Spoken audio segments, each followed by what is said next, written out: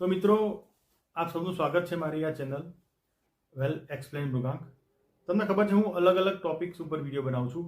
એક ટોપિકને બીજા ટોપિકથી બહુ લેવા દેવા હોતું નથી, અલગ અલગ ટોપિક્સ હોય છે.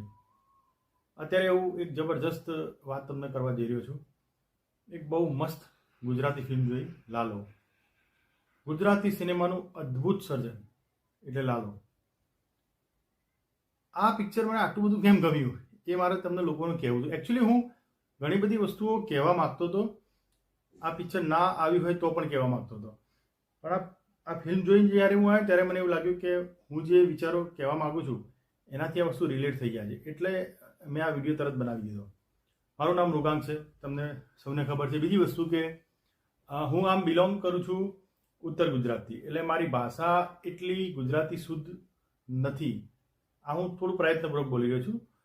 અમુક ગમે તેટલું તમે પ્રયત્નપૂર્વક બોલો પણ તમારું જે ઓરિજિનલ ટોન હોય તો આવવાનો જ છે. આ વસ્તુ એ કહેવી પણ જરૂરી હતી. તો આ જે લાલો ફિલ્મ છે ને, એ અદ્ભુત ફિલ્મ છે. હિન્દી સિનેમાનું એક ફિલ્મ હતું ગાઈડ. ગાઈડ ફિલ્મની યાદ મને લાલો ફિલ્મ જોઈને આવી. બરોબર, હું આ ફિલ્મને કેમ આટલો પ્રેઝ કરું છું? કારણ કે આ ફિલ્મનો જે મેસેજ છે ને, બહુ ખતરનાક મેસેજ છે. મેસેજ તો જોરદાર છે જ, એના ઉપર હું થોડી પછી ચર્ચા કરીશ, પણ એના પહેલાં ફિલ્મની થોડી ચર્ચા કરી લઉં, કારણ કે મેસેજ ઉપર ચર્ચા થોડી લાંબી થશે. આ ફિલ્મના જે કલાકારો છે, આ ફિલ્મ જે બનાવી છે એની થોડી એની એકાદ મિનિટ એની લઈશ કે ભાઈ, જો કોઈ પણ પિક્ચર હોય, તમે જ્યારે પિક્ચર હોલની બહાર નીકળો, થિયેટરમાંથી તમે બહાર નીકળો, ત્યારે તમને ડાયરેક્ટર કે ક્રિટિક્સ બનવાનો જો મોકો ના આપતું હોય તો એ પિક્ચર સરસ જ કહેવાય. દાખલા તરીકે ઘણી વખત આપણે પિક્ચર જોઈને બહાર આવીએ પછી આપણે કેવી ડિસ્કસ કરતા હોઈએ, અરે યાર આનો રોલ થોડો વધારે હતો, થોડો રોલ ઓછો રાખવાની જરૂર હતી, ડાયરેક્ટરે આ ભૂલ ખોટી કરી, અહીંયા આટલા 2-3 ગીતો ખોટા વધારે મૂકી દીધા, આટલા ગીતોની જરૂર નથી પિક્ચરમાં, આ થોડા ગીતો 2 કાપી નાખ્યા હોત ને એના બદલે થોડી સ્ટોરી વધારે બતાવી હોત તો કદાચ મજા હોત. બધું બરાબર હતું યાર, પણ એન્ડમાં થોડું આને બગાડ કરી એવું નહીં લાગતું? હિરોઈનનો રોલ થોડો ઓછો કરવાનો હતો, એને હીરો કરતાં થોડો વધારે રોલ આપી દીધો અને જે મેસેજ આપવાનું હતું એ રહી ગયો. એમ આવું બધું ડિસ્કશન આપણે કરતા હોઈએ છીએ. દેટ મીન્સ કે આપણે ડાયરેક્ટર બનવાની સવાય ડાયરેક્ટર બનવાની તક એ પિક્ચર આપી દેતું હોય છે. એ પિક્ચર સરસ ના કહેવાય. તમે આઈ એમ ડેમ શ્યોર કે તમે લાલો ફિલ્મ જોઈને બહાર આવો, લાલો ફિલ્મ જોઈને બહાર આવ્યા પછી આવું વાક્ય તમે બોલી જ નહીં શકો કે આ ગીત અહીંયા નહોતું મૂકવાનું, કે આનો રોલ ઓછો કરવાનો હતો, કે આનો રોલ વધારે કરવાનો હતો. તમને આ ફિલ્મ 1% બી ડાયરેક્ટર બનવાની તક નથી આપતું. એનું તમે ક્રિટિક્સ નથી કરી શકતા. દેટ મીન્સ કે આ પિક્ચર જોરદાર છે. હવે આપણે એના મેસેજ ઉપર જઈએ, પણ એના પહેલા બીજી એક વાત કરી લો કે જે લાલો ફિલ્મ છે ને, એના જે કલાકારો છે એનો અભિનય બહુ જબરજસ્ત છે. આમાં જે લાલો છે, લાલજી ધનસુખ પરમાર, એક વખત આનું નામ આવે છે જ્યારે એની વાઇફ પોલીસ સ્ટેશનમાં કમ્પ્લેન લખાવા જાય છે. આઈ થિંક આ ફિલ્મ રિલીઝ થઈ 1.5-2 મહિના જેવું થવા આવ્યું છે, એટલે બધાએ આ ફિલ્મ જોઈ લીધી હશે, એટલે કંઈ સ્પોઇલર જેવું નથી. એમ છતાં બી જેને આ ફિલ્મ ના જોઈ હોય એ આ વિડીયો અહીંયા જ બંધ કરી દે. બરાબર, જેને જોવાની હોય આ વિડીયો અહીંયા બંધ કરી દે, અને જેને જોઈએ એના વાંધો નથી. તો આ જે લાલો છે એનું જે કેરેક્ટર છે, કરણ એનું નામ છે, એકચ્યુઅલી હીરોનું નામ કરણ છે. તો આને એટલો જોરદાર રોલ કર્યો છે કે એકદમ સિમ્પલ રોલ, એકદમ સિમ્પલ. કેવું કે જનરલી જે પણ એક્ટર્સ હોય છે એને કોઈ ઇન્ટિમેટ રોલ કરવો હોય ને, અચાનક એને ગુસ્સો બતાવવો હોય, રડવું હોય, દુઃખ બતાવવું હોય, યા કોઈ અલગ પ્રકારનો સ્પાય રોલ કરવો હોય, તો આ બધા એક્સપ્રેશન એક્ટર્સ લોકો લાવી શકતા હોય છે. પણ જે નોર્મલ રોલ હોય ને, જેમ આપણી જોડે બેઠો હોય માણસને, આપણી જોડે એમ નોર્મલ આપણે કેવા ભાઈબંધો ભેગા થઈને વાતો કરતા હોય, આ સિમ્પલ રોલ અઘરો પડી જાય. પણ આને એટલો મસ્ત રોલ કર્યો ને કે આપણને એવું જ ફીલ થાય કે આપણે સવારે રિક્ષામાં બેસીને જો ઘરે આવ્યા હોય તો આપણને એવું જ લાગે કે આ જે રિક્ષાવાળો જે હતો ને લાલા જેવો જ હતો. એમ લાલો એટલી સિમ્પલ ભાષા બોલે અને એની ભાષા બી એટલી સિમ્પલ, એના એક્સપ્રેશન બી એટલા સિમ્પલ, એને બીડી પીવાની સ્ટાઇલ તમે જોઈ લો. તો લાલો એને જે ખરેખર આ જે એને કેરેક્ટરની અંદર એવો પરફેક્ટ આ માણસે રોલ કર્યો છે કે આપણને એવું જ લાગે કે આ એક કેરેક્ટર જ છે, આ એક્ટિંગ નથી કરતો. એટલું સરસ એને એક્ટિંગ કરી છે. પછી સુહાદ જે એક્ટર છે, જેને ભગવાન શ્રી કૃષ્ણનો રોલ કરેલો છે, આનું તો લાજવાબ છે યાર, ગજબ છે. એક શબ્દમાં એટલું કહીશ કે જો તમે ઓ માય ગોડ ફિલ્મ જોયું હોય અને એમાં અક્ષય કુમારે જે રોલ શ્રી કૃષ્ણ ભગવાનનો કર્યો હતો, મારે પોતાનું મંતવ્ય આપું છું, મારું અંગત મંતવ્ય છે કે એના કરતાં પણ આની અંદર જે કૃષ્ણત્વ હોય ને, કૃષ્ણ હોવાની જે ભાવના થાય ને એ આપણને વધારે થાય છે કે આ એક્ટરનું એની જે ધીમી ધીમી મંદ સ્માઇલ આપવી, પછી અમુક સીનમાં લાલા ઉપર એક થોડો હળવો ગુસ્સો કરવો, અને એનો જે કોન્ફિડન્સ, આ તમે જુઓ તો તમને એવું લાગે કે એના ખરેખર કૃષ્ણના રોલમાં બહુ પરફેક્ટ ફિટ થાય છે. હિરોઈનની વાત કરું, રીવા આનું નામ છે, આને પણ બહુ સરસ કામ કર્યું છે. એક સાદા ડ્રેસની અંદર જ એને આખું પિક્ચર પૂરું કર્યું છે. બહુ ગ્લેમર એનું બતાવ્યું નથી, એમ છતાં બી તમને ગ્લેમર દેખાઈ જાય. આ એક સક્સેસ કહેવાય કે ગ્લેમર બતાવ્યું નથી તોય તમને ખબર પડી જાય કે આ હિરોઈન ગ્લેમરસ છે. કદાચ એકાદ સીનમાં એને ટી શર્ટ જીન્સ જેવું પહેર્યું છે, બાકી તો ડ્રેસની અંદર જ પિક્ચર આખું પૂરું કરેલું છે. પણ તો બી એનો રોલ બી બહુ સરસ છે, એનું એક્ટિંગ બી સરસ છે. બાકી જેટલા બી બીજા લોકો છે એના અભિનય બહુ મસ્ત છે. અભિનય સારો છે, પિક્ચરનું સ્ટોરી સારું છે, પિક્ચરનું જે એને જે કન્સેપ્ટ લીધો છે એ સારો છે, અને ફિલ્મના ગીતો લાજવાબ એટલે બહુ જબરજસ્ત ગીતો છે કે તમને એને છે ને રિંગટોન બનાવી ગમે, કોલર ટ્યુન બનાવવા ગમે, વારંવાર સાંભળવા ગમે એવા ગીતો છે. એટલે એઝ અ ફિલ્મ તો આ બહુ જબરજસ્ત છે. મેં પહેલાં જ કીધું ગુજરાતી સિનેમાનું ઉત્કૃષ્ટ સર્જન. પણ હું જે મુખ્ય વાત કરવા માંગુ છું એ આનો મેસેજ બહુ જોરદાર છે. મેસેજ ક્યાંથી શરૂ થાય છે એ તમે પકડવાની કોશિશ કરજો કે આ લાલો છે એને ભગવાન મળે છે, કૃષ્ણ ભગવાન મળે છે. હવે આ એક અભૂતપૂર્વ ઘટના કહેવાય. કોઈ પણ વ્યક્તિની લાઈફની અંદર અનંત કરોડો સંભાવનાઓ હોય. આ સંભાવનાઓમાંથી એક રેર ઓફ ધ રેર સંભાવના જો તમે કહી શકો ને તો આ એક સંભાવના છે કે તમને ભગવાન મળે, પાછું તમને કહી બી દે કે હું ભગવાન છું. આ એકદમ રેર પોસિબિલિટી કહેવાય. આ કન્સેપ્ટ ઉપર આને આખું પિક્ચર બનાવ્યું, બરાબર. હવે આમાં એ જે આધ્યાત્મિક મેસેજ જે આપવાની વાત છે એના કરતાં પણ એક બીજો એક સામાન્ય એક સોશિયલ મેસેજ બી એ છે કે લાલો જે ફસાય છે ને, જે ઘરમાં ફસાઈ જાય છે, એ કેમ ફસાય છે કે ચોરી કરવા ગયો હોય છે. વાસ્તવમાં લાલો એકદમ સારો વ્યક્તિ હોય છે, પણ બિચારો સમયનો માર્યો હોય છે, વખાનો માર્યો હોય છે, એટલા માટે ચોરી કરવા જાય છે. અધરવાઇઝ કદાચ જો એ ફસાયો ના હોત, એને ઉઘરાણી એટલી બધી એના પાછળ લોકો ના પડી ગયા હોત, એ રિક્ષા ચલાવતો હતો અને એને કોઈનું બેગ મળ્યું હોત પૈસા ભરેલું, તો કદાચ એના ઘરે પાછો બી આપવા જતો. આ રીતનો માણસ હતો. પણ એમ છતાં સમય સંજોગો એવા ફસાઈ જાય કે એને ખુદને પૈસા માટે ચોરી કરવાનો વિચાર આવે છે. એટલે એક પિક્ચર એક આવો પણ તમને મેસેજ આપવા માંગે છે કે ઘણી વખત લોકો ખોટું કામ કરતા હોય છે, બરાબર, પણ ખરાબ નથી હોતા. કદાચ એમનો સમય એમના જોડે ખોટું કામ કરાવતો હોય છે, પણ સાથે સાથે એ મેસેજ પણ પિક્ચર આપી દે છે કે તમારો સમય ભલે ખરાબ રહ્યો અને તમે ખોટું કામ કર્યું પછી તમે ફસાશો.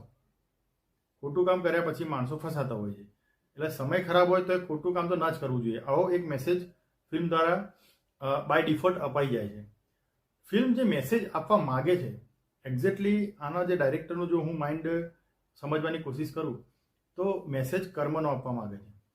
એક્ઝેક્ટલી ડાયરેક્ટરનો મેસેજ જ છે કે કર્મ કરવું બહુ જરૂરી છે. ફિલ્મ આ એક મેસેજ આપવા માંગે છે કે ભગવાન તમારી જોડે છે, એમ છતાં પણ તમારે કર્મ કરવું જરૂરી છે. આ બહુ જ કહેવાય ને, એક બહુ જ ઊંડી થિયરી છે. આગળ જેમ જેમ વિડીયો ચાલશે ને એમ હું તમારા મગજના જે તાર છે ને ચારે બાજુથી ખેંચી લઈશ. આઈ એમ શ્યોર કે હું તમને વિચારતા કરી મૂકીશ કે આ જે કર્મવાળો સિદ્ધાંત છે ને એ સિદ્ધાંત આ ફિલ્મમાં જે ડાયરેક્ટરે બહુ સરળતાથી બતાવી દીધું છે કે ભાઈ તમે કર્મ કરો, ભગવાન તમને ફળ આપશે, બરાબર. અને અત્યારે જે લોકો લાલો ફિલ્મ જોઈને આવે છે, જે લોકો લાલો ફિલ્મ જોવા મજા આવી રહી છે ને એનું પણ રીઝન એ છે કે લોકોને એક જ વસ્તુ છે કે હું ભગવાનની પૂજા કરું, હું નાનો છું અને ભગવાનને જો ખવડાવું છું, એને ભોગ આપું છું, ભવિષ્યમાં જ્યારે હું ફસાઈશ તો ભગવાન મને હેલ્પ કરવા આવશે. આ વસ્તુ એક બાય ડિફોલ્ટ માણસ આ મેસેજ લઈને બહાર નીકળે છે. એટલા માટે આ થિયેટરમાં ભીડ છે, કારણ કે લોકોને એવું કોઈ જોઈએ છીએ કે જે એને સદંતર હેલ્પ કરતું રહે, હે ને. અને જો ભગવાનની હેલ્પ મળતી હોય તો એનાથી મોટી કોઈ હેલ્પ નથી. એટલે એક તમને હેલ્પ મળતી રહેશે, ભગવાન તમને હેલ્પ કરશે. કૃષ્ણ સદા સહાય દે આનું ટેગલાઇન છે. દેટ મીન્સ કે તમે કૃષ્ણમાં વિશ્વાસ રાખો, કૃષ્ણ તમને સહાય કરશે. આ એક આસ્થા જે છે એ આસ્થાના કારણે લોકોને આ ફિલ્મ વધારે ગમી રહી છે કે ના, આ વસ્તુ સાચી છે, કારણ કે એમના એક્ઝેક્ટ વિચારો સાથે આ વાક્ય મેચ થઈ જાય છે કે હા, આપણે ભગવાનમાં આસ્થા રાખીશું, ભગવાનની પૂજા કરીશું, ભગવાન આપણે સહાય કરશે. પણ આ વાત જેટલી દેખાય ને એટલી સીધી નથી બસ. હવે મેન પોઈન્ટ ઉપર હું હવે આવવા માગું છું. વિડીયો થોડો લાંબો થશે તો કંઈ જરૂરી નથી કે આ વિડીયો તમારે પૂરો જુઓ. અત્યારે પણ બંધ કરવો હોય તો કરી શકો છો, કારણ કે આ કન્સેપ્ટ છે ને બહુ પેચીદો કન્સેપ્ટ છે ને એના ઉપર થોડી લાંબી વાત કરવી જરૂરી છે. જો લાલો પિક્ચર છે એમાં મેસેજ આપ્યો છે કે કૃષ્ણ ભગવાન લાલાને મળી ગયા છે, એમ છતાં પણ લાલાને એવું કહે છે કે આ કામ તારે કરવું પડશે. તો દોસ્તો આ ફિલ્મનો બેઝિક મેસેજ શું છે કે ભાઈ કર્મ તમારે કરવું પડશે. ભગવાન તમારી જોડે હોતા પણ તમારે કર્મ કરવું પડશે. મને એક ઇન્સિડન્ટ યાદ આવે છે. જર્મનીનો એક વિચારકો નિત્સે તમે સર્ચ કરાવજો. જર્મનીનો એક મહાન ફિલોસોફર થઈ ગયો, મહાન વિચારક નિત્સે એક વખત એવું બોર્ડ લઈ અને કોલેજની આગળ ઉભા રહેલા કે ગોડ ઇઝ ડેડ, ભગવાન એ મરી ગયા છે. હવે તમે સમજો કે આને આવું કેમ કરવું પડ્યું? એના પાછળ ઘણા બધા ઇન્ટરપ્રિટેશન છે આ વસ્તુ ઉપર કે નિત્સે આવું કર્યું એનું એક્ઝેક્ટલી રીઝન શું હતું, એના પાછળ ઘણા બધા ઇન્ટરપ્રિટેશન્સ છે. પણ એક વસ્તુ તમે ધ્યાનમાં રાખો કે નિત્સે જે હતો ને એ એથિસ્ટ માણસ હતો. હી વોઝ એન એથિસ્ટ, એટલે નાસ્તિક ટાઈપનો માણસ હતો. નાસ્તિક ટાઈપના જે માણસો છે ને એ ભગવાન નથી એવું કહેવાના ઘણા બધા તર્ક આપતા હોય છે. અને એમાં એક તર્ક એવો બી હોય છે કે જ્યારે વ્યક્તિ એવું સ્વીકારી લે છે કે ભાઈ ભગવાન છે, ત્યારે એની કર્મની ગતિ ઓછી પડી જાય છે. યા તો કર્મ છોડી દે છે, યા તો એને એમ થાય છે કે ભાઈ ભગવાન છે તો ભગવાન જ કરે, મારે ક્યાં કંઈ કરવાનું આવે છે. ભગવાન છે પત્તું એની મરજી વગર હાલતું નથી, તો એને જે કરવું હશે કરશે. માણસ પ્રારબ્ધવાદી થઈ જાય, બરાબર, માણસ કર્મવાદી ના થઈ જાય. એટલે તમારે જો વ્યક્તિ જોડે, યુવાનો જોડે કામ કરાવવું હોય ને, તમારે એના જોડે કર્મ કરાવવું હોય તો તમને કન્સેપ્ટ મૂકવો પડે કે ભાઈ આ તમારે જાતે જ કરવું પડશે. પણ તમે એવું ક્યારે કહી શકો કે તમને જાતે જ કરવું પડશે? જ્યારે એને કન્ફર્મ હોય કે મને કોઈ હેલ્પ નથી મળવાની. સમજે? સપોઝ કોઈ વ્યક્તિ હોય અને એ કોઈ જગ્યાએ ફસાય તો એના પપ્પાને સીધો ફોન કરે કે પપ્પા આ રીતે ફસાયો છું, કોઈ છોકરો હોય તો, બરાબર. પણ કોઈ એવો છોકરો હોય કે જેના ફાધર ના હોય, મરી ગયા હોય, એ ફસાય તો એને તો ખબર છે કે મારા ફાધર છે જ નહીં, જે પણ કરવાનું છે મારે જ કરવાનું છે, 100% કર્મ મારે કરવું પડશે, બરાબર. તો આ જ વસ્તુ નિત્સે આ જ વસ્તુ મેસેજ આપવા માંગતો હતો કે ભાઈ જેમ મેં આગળ ઉદાહરણ આપ્યું કે ભાઈ કોઈ વ્યક્તિને એવું થાય કે મારા ફાધર નથી તો મારે જ કરવું પડશે.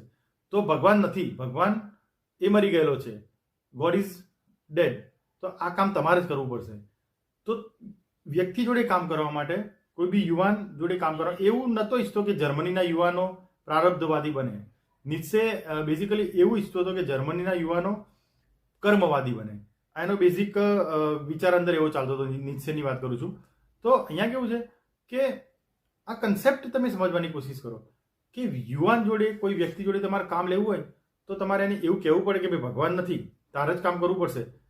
તો આ એક વાત થાય કે તમારે વ્યક્તિ જોડે કામ લેવા માટે ભગવાનને મારવો પડે છે. આ સમજો. જ્યારે અહીંયા કેવું છે લાલો ફિલ્મની અંદર કે ભગવાન તો છે જ, એમ છતાં તારે કર્મ કરવું પડશે.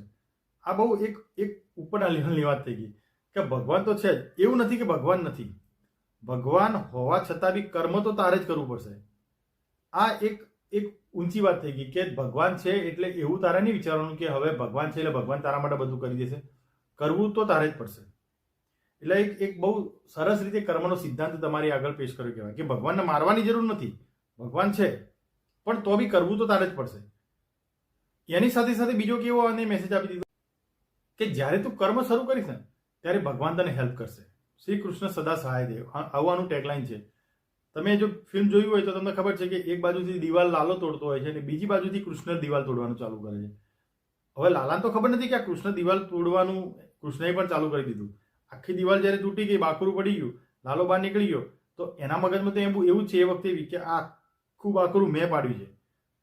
એને ખબર નથી કે કૃષ્ણએ બી એના સાથે સાથે કામ ચાલુ કર્યું છે. દેટ મીન્સ કે તમે એકવાર કર્મ કરવાનું શરૂ કરો. આનો જે કોર મેસેજ તમે સમજવાની કોશિશ કરો કે તમે એક વખત કર્મ કરવાનું શરૂ કરો તો ભગવાન તમને હેલ્પ કરવાનું શરૂ કરશે. એ કહેશે નહીં. તમને એવું લાગશે કે કર્મ 100% તમે કર્યું, પણ તમે કર્મ ચાલુ કરો તો બે મેસેજ એને એક સાથે આપે કે તમે ભગવાનમાં આસ્થા રાખો, ભગવાનમાં આસ્થા રાખવાની સાથે સાથે તમે કર્મ કરવાનું ચાલુ કરો. તો ભગવાન તમને અડધું કામ તો ભગવાન પોતે કરી આપશે. આવો એક મેસેજ આ ફિલ્મ દ્વારા આપવામાં આવ્યો છે, જે બહુ સરસ છે. લોકોને કર્મ કરવા આનાથી પ્રેરણા મળે છે. પણ વસ્તુ કેવી છે કે આને થોડું હજુ ઊંડા સમજવાની જરૂર છે. કે હું ફરીથી નિશ્ચયના ઉદાહરણ ઉપર જઈશ. નિશ્ચયવાળું ઉદાહરણ કે ત્યાં એને ભગવાનને મારવા પડ્યા હતા, અહીંયા ભગવાનને મારવા નથી પડ્યા. ત્યાં કેમ ભગવાનને મારવા પડ્યા હતા? તો એ અલગ અલગ જે ધર્મો છે એના થોડા બેઝિક કન્સેપ્ટ થોડા ક્લિયર હોય તો આ વસ્તુ વધારે સમજમાં આવશે. જો અહીંયા હું અલગ અલગ ધર્મોના વચ્ચે કમ્પેરિઝનની જે વાત કરી રહ્યો છું ને, એનું એક રીઝન છે. એ તમને આગળ જતાં ક્લિયર થઈ જશે. ઈસુ ખ્રિસ્તના જીવનમાં ઉલ્લેખ છે કે એમના જીવનમાં 3 વ્યક્તિઓને જીવતા કરેલા. નેન શહેર છે, એમાં એક વિધવા રહેતી હતી, એના છોકરાને એમને જીવતો કરેલો. જેરુસની છોકરીને એમને જીવતી કરેલી. લાઇઝરસને એમને જીવતો કરેલો. એટલે 3 વ્યક્તિઓને એમને મરેલામાંથી જીવતા કરેલા, એવો એમનો ઉલ્લેખ છે. એટલે આ વસ્તુ એવું બતાવે છે કે જે ક્રિશ્ચિયન ધર્મ છે એ ચમત્કારોમાં ખૂબ બિલીવ કરે છે. આના સિવાય પણ ઈસુ ખ્રિસ્તે પોતાના જીવનમાં ખૂબ ચમત્કાર કરેલા. તો જે નીત્સે છે એને ભગવાનને મારવા ફરજિયાત છે જો એને યુવાનો જોડે કામ લેવું હોય. કારણ કે જે ક્રિશ્ચિયન છે ચમત્કારોમાં વધારે બિલીવ કરે છે, અને જ્યાં સુધી ભગવાન રહેશે ત્યાં સુધી ચમત્કારો રહેવાના જ. આ જ વસ્તુ જો તમે ભારતની અંદર જો બૌદ્ધ ધર્મની વાત કરો તો આ સેમ પ્રસંગ બુદ્ધના જીવનમાં પણ બનેલો. ગૌતમી નામની સ્ત્રી, એનો એકનો એક દીકરો મરી ગયેલો, અને એ ભગવાન બુદ્ધ પાસે આવી એને ખૂબ વિલાપ કર્યો. એને કીધું કે ભગવાન મારા છોકરાને તમે જીવતો કરી આપો. તો ઈસુ ખ્રિસ્તની જેમ કંઈ બુદ્ધે એ છોકરાને જીવતો નહોતો કરી આપ્યો. બુદ્ધે એવું કીધેલું કે તું એક મુઠ્ઠી ચોખા લઈ આવ અને તું આખા ગામમાં ફર, અને જેના પણ ઘરે કોઈ મૃત્યુ ના થયું હોય ને એવા ઘરેથી એક મુઠ્ઠી ચોખા લઈ આવો. તો આ તો ભાગી પહેલાં ઘરે ગઈ, એને પૂછ્યું કે ચોખા આપો, તો ચોખા તો આપવા સરળ હતા, પણ જે એને શરત મૂકી કે તમારા ઘરે કોઈ મરેલું હોવું ના જોઈએ, તો એ તો શરત પોસિબલ હતી જ નહીં. કારણ કે એના ઘરે કોઈ ને કોઈ તો મરેલું જ હોય, દરેકના ઘરે મૃત્યુ તો થયેલું જ હોય. તો આખો દિવસ ફરતા ફરતા ફરતા ફરતા એ બધા ઘરો ફરીને તો એને એક પણ ઘર એવું ના મળ્યું કે જ્યાં કોઈ વ્યક્તિ કદી મર્યું ના હોય. એટલે એને એક વસ્તુ ક્લિયર થઈ ગઈ કે આ મૃત્યુ એ જીવનનું સત્ય છે અને એને સ્વીકારવું જ પડશે. તો તમે આ બે ડિફરન્સ દેખો કે જે ક્રિશ્ચિયન છે એ ચમત્કારોમાં બિલીવ કરનારી પ્રજા છે, જે બૌદ્ધિસ્ટ પ્રજા છે ને એ ચમત્કારોમાં બિલીવ કરનારી પ્રજા નથી. મારા જે પણ બૌદ્ધિસ્ટ મિત્રો છે ને એમને જ્યારે હું મળું ને ત્યારે મને આ વસ્તુ ક્લિયર થતી જાય છે કે આ લોકો બહુ ચમત્કારોમાં માનતા નથી. બહુ મુશ્કેલ છે કે તમે કોઈ બૌદ્ધિસ્ટ વ્યક્તિને લોટરીની ટિકિટ આપી દો. પણ તમે જુઓ, જ્યાં ક્રિશ્ચિયન્સ વધારે રહે છે ને, અમેરિકા છે, યુરોપ છે, ત્યાં લોટરીનો વેપાર ખૂબ મોટા પાયે ચાલે છે. કારણ કે એ લોકો ચમત્કારોમાં માને છે. એટલે આ વસ્તુ એટલા માટે ક્લિયર કરી રહ્યો છું કે ભગવાન આવીને ચમત્કાર કરશે, ભગવાન આવીને તમને મદદ કરશે. આ જે કન્સેપ્ટ આપણે જે સમજવાનો છે, જે લાલો પિક્ચરમાં બતાવ્યું છે, એ આ વસ્તુઓ અલગ અલગ ધર્મોની ક્લિયર થશે ને તો આ વિડીયોના અંત આવતા આવતા એક ક્લેરિટી યા સમહાઉ કન્ક્લુઝન, 100% કન્ક્લુઝન નથી કહેતો, પણ સમહાઉ કન્ક્લુઝન સુધી આપણે પહોંચી શકીશું. ક્રિશ્ચિયાનિટી અને ઇસ્લામ આની અંદર જે સેમ કન્સેપ્ટ છે, કન્સેપ્ટ વાઇઝ બંને સેમ છે. એ ક્રિએટર છે, આપણે બધા ક્રિએશન છે. આપણે શું કરવાનું છે? એ ક્રિએટરને માનવાના છે, એનામાં આસ્થા રાખવાની છે, અને આપણું એમની જે બુક છે, હોલી બુક છે, હોલી બાઇબલ છે, કુરાન છે, એને ફોલો કરવાની છે. આટલી વાત છે. પણ તમે જો બૌદ્ધ અને જૈન તરફ આવશો તો આખી વાત બદલાઈ જાય છે. એમાં કેવું છે કે કોઈ ક્રિએટરનો કન્સેપ્ટ જ નથી. તમે જ્યારે પણ બુદ્ધાની હું વાત કરું કે એવું કહેવાય છે કે જ્યારે બુદ્ધ પોતે જ્યારે એક ગામથી બીજા ગામ જ્યારે ધમ્મ પ્રચાર માટે જ્યારે ફરતા હતા ત્યારે બુદ્ધ કોઈ પણ જગ્યાએ જાય ને તો અમુક પ્રશ્નોના જવાબ નહોતા આપતા. એમને પહેલેથી ના પાડી દીધી કે આ પ્રશ્નો પૂછવાના જ નહીં. સમજ્યા વાત ને? એમાં પહેલો પ્રશ્ન શું હતો કે ભગવાન છે કે નહીં? વેરી બેઝિક ક્વેશ્ચન છે હ્યુમાનિટીનો. આ પ્રશ્ન માણસ માટે સૌથી ઇમ્પોર્ટન્ટ ક્વેશ્ચન હોય તો આ એક જ સવાલ છે કે ભગવાન છે કે નહીં. બરાબર? આ બી જો તમારા કે મારા મગજમાં આજની તારીખમાં બી ક્લિયર થઈ જાય છે એ ક્લિયર થઈ જાય, યા નથી એ ક્લિયર થઈ જાય તો આપણી જિંદગી રાતોરાત બદલાઈ જાય. આ વસ્તુ ક્લિયર થઈ જાય તો. પણ આ બુદ્ધ એવું કીધેલું કે ભાઈ આ ક્વેશ્ચન તમારે મને પૂછવાનો જ નહીં, ભગવાન છે કે નહીં. એ વાત, એ ક્વેશ્ચન અસ્થાને છે. કારણ કે બુદ્ધનું બહુ ક્લિયર વસ્તુ હતું કે તમે જે પણ વિચારો છો યા તમે જે પણ તમને જે જવાબો મળે છે એ તમે તમારા મગજથી ગ્રહણ કરો છો, બરાબર? તમારું શરીર છે, તમારું મગજ છે, અને એ બહુ લિમિટેડ મીન્સ છે કોઈ પણ વસ્તુ સમજવા માટે. આપણો જે મગજ છે એ બહુ લિમિટેડ મીન્સ છે, બધી વસ્તુ સમજી નહીં શકે. તો બુદ્ધને ખબર જ છે કે આ મગજથી આ વસ્તુ જ્યારે આ લોકો સમજી જ નહીં શકવાના તો આ પ્રશ્ન જ ઉડાડી દઈએ. દાખલા તરીકે ટ્રિગોનોમેટ્રી છે કે ભાઈ સાઇન થીટા કોસ થીટા, આ ટ્રિગોનોમેટ્રીના એક શરૂઆત છે. સાઇન થીટા કોસ થીટા છે, ટેન થીટા કોટ થીટા, આવું બધું આવે છે મેથેમેટિક્સમાં. બીજા ધોરણમાં ભણતું છોકરું હોય એને તમે ક્યારેય ના સમજાઈ શકો sine theta cos theta. Trigonometry ક્યારેય ના સમજાઈ શકો પહેલા બીજામાં ભણતું છોકરું હોય, કારણ કે એનું મગજ એટલું વિકસિત નથી કે આ વસ્તુ એ સમજી શકે છે. તો એના માટે એ પ્રશ્નો જ અસ્થાને થઈ ગયા. ખબર પડી? હા, એ જ્યારે મોટો થશે, જ્યારે 8મા 9મા 10મામાં આવશે ત્યારે એ ટ્રિગોનોમેટ્રી સમજતો થઈ જશે, એટલું મગજ એનું વિકસિત થઈ જશે. તો બુદ્ધનું જે એક્ઝેક્ટલી જે વસ્તુ હતી એ જ કહેવાનું હતું કે આ પ્રશ્ન તમે છોડી દો, તમે ગ્રો કરવાનું ચાલુ કરો, ઇનર ગ્રોથ તમારો ચાલુ કરો. બુદ્ધનું જે મેન સૂત્ર છે અત્ત દીપો ભવ, આ સમજો તમે, અત્ત દીપો ભવ. તમે તમારો દીવો પોતે જ બનો. તમે આજે બીજા ધોરણમાં જ છો, તમે ભણવાનું ચાલુ કરો, બીજું ત્રીજું ચોથું પાંચમું સાતમું આઠમું આવશે એટલે ઓટોમેટિક તમને ટ્રિગોનોમેટ્રી આવડી જશે. તો જ્યારે તમે એ લેવલે પહોંચશો ને તો આ પ્રશ્ન યા તો તમને એનો જવાબ મળી જશે ભગવાન છે કે નહીં, યા તો તમે ક્લિયર થઈ જશો કે આ પ્રશ્ન બેમાની છે, આ પ્રશ્નનો કોઈ મતલબ નથી. વોટ એવર જે પણ થશે, પણ એ તમારું ફિલિંગ આવશે, એ તમે ફીલ કરશો, એ તમે સમજશો, બરાબર? તો બુદ્ધનો જે કન્સેપ્ટ છે ને એની અંદર આ ક્રિએટર વાળો કન્સેપ્ટ નથી. તમે સમજો, ત્યાં 100% કર્મ વાળો કન્સેપ્ટ છે. બુદ્ધનો જે કન્સેપ્ટ છે ને એની અંદર આ કન્સેપ્ટ જ નથી કે તમે ભગવાનમાં આસ્થા રાખો. તો જે આપણું જે લાલો પિક્ચર છે એ તમે જો બુદ્ધના કન્સેપ્ટથી વિચારો તો એનું લોજિક સેટ નથી બેસતું. લાલો જે ફિલ્મ છે એનું, કે ભગવાન છે તમને મદદ કરવા આવશે, કારણ કે બુદ્ધ એ વાતને જ ઉડાડી દે છે કે ભગવાન છે કે નહીં એ મુદ્દો જ ઉડાડી દો તમે. એ વાત હોય કે ના હોય એનાથી તમારે કંઈ લેવા દેવા જ નથી. બુદ્ધનો જે માર્ગ છે ને એ એકદમ પ્રેક્ટિકલ માર્ગ છે, એકદમ પ્રેક્ટિકલ માર્ગ છે કે 4 આર્ય સત્ય આપ્યા છે, અષ્ટાંગ માર્ગનું તમે પાલન કરો, બરાબર? અને બુદ્ધની જે અમુક જે પદ્ધતિઓ છે, દાખલા તરીકે વિપશ્યના, બરાબર? વિપશ્યના એક પદ્ધતિ છે, તમે શ્વાસ ઉપર ધ્યાન કરો છો, આવતી શ્વાસ ને જતી શ્વાસ ઉપર તમે ધ્યાન રાખો છો, દેટ ઇઝ વિપશ્યના. અને આનાપાન કહેવાય. જે લોકો આનાપાનની શિબિરો ભરી હશે એ લોકોને આ વસ્તુનું નોલેજ હશે. તો બુદ્ધનો જે માર્ગ છે ને એ બહુ થિયોરેટિકલ માર્ગ નથી, એ એકદમ પ્રેક્ટિકલ જેવું જ છે. અને મધ્યમ માર્ગનું પાલન કરો. તમે એ બધું ભગવાન છે કે નહીં એ બધી વસ્તુથી બહાર નીકળી જાઓ, બરાબર? ઘણીવાર શું થાય કે તમે, અને આ બહુ સરસ વસ્તુ છે બુદ્ધની મધ્યમ માર્ગવાળી વાત, કે એ આધ્યાત્મિક દુનિયાની તો વાત અલગ છે પણ બધી જગ્યાએ તમને કામ આવે છે. તમે કોઈ પણ અતિ ઉપર જતા રહો ત્યારે તમે તકલીફમાં મુકાઈ જાઓ છો. દાખલા તરીકે કોઈ માણસ ભગવાનમાં માનતો હોય, દિવસ રાત પૂજા પાઠ જ કરી જતો હોય, મંદિરમાં પડે રહેતો હોય, પણ ઘરનું ધ્યાન જ ના આપતો હોય, તો એ વસ્તુ ખોટી પડે, બરાબર? એનું કુટુંબ રખડી જાય. કોઈ માણસ ઘર પાછળ જ હોય, પૈસા પૈસા પૈસા, બસ પૈસા કમાવા દોડમ દોડ કરવું, એકદમ મટીરિયલિસ્ટિક લાઈફની પાછળ જ પડી ગયો હોય, બીજી કોઈ વાત ઉપર ધ્યાન જ ના આપતો હોય, તો પણ ખોટું પડે. તો બુદ્ધ એવું કહે છે કે ભાઈ આ બે વસ્તુ, આ બે અતિ છે, તો તમે વચ્ચે આવતા રહો, બરાબર? તમે કમાવા પણ જાઓ, તમે અર્થ ઉપાર્જન પણ કરો, તમે આધ્યાત્મિક દ્રષ્ટિ પણ રાખો, તમે તમારું કુટુંબ છે એનું લાલન પાલન પણ કરો, તમે મધ્યમાં રહો. અને જે લોકો મધ્યમાં રહે છે ને એ લોકોને ક્યારેય તકલીફ નથી પડતી. એવા ઘણા બધા ઉદાહરણોથી આ વસ્તુ સમજી શકાય છે. ઘણા લોકો છે કે ફેમિલીની અંદર કહેતા હોય છે કે યાર અમે ફેમિલીવાળા માટે, ભાઈઓ માટે, કુટુંબ માટે, બરાબર, ખૂબ કર્યું, પણ જ્યારે અમારો સમય આવે ત્યારે અમને એવું વળતર ના મળ્યું, તો કે અમે તો બહુ ઘસાઈ ગયા. તમને આવું સાંભળવા મળતું હશે કે અમે જેટલા ઘસાયા એવું અમને સામે મળ્યું નથી અને હવે દુઃખી ફરતા હોય, બરાબર?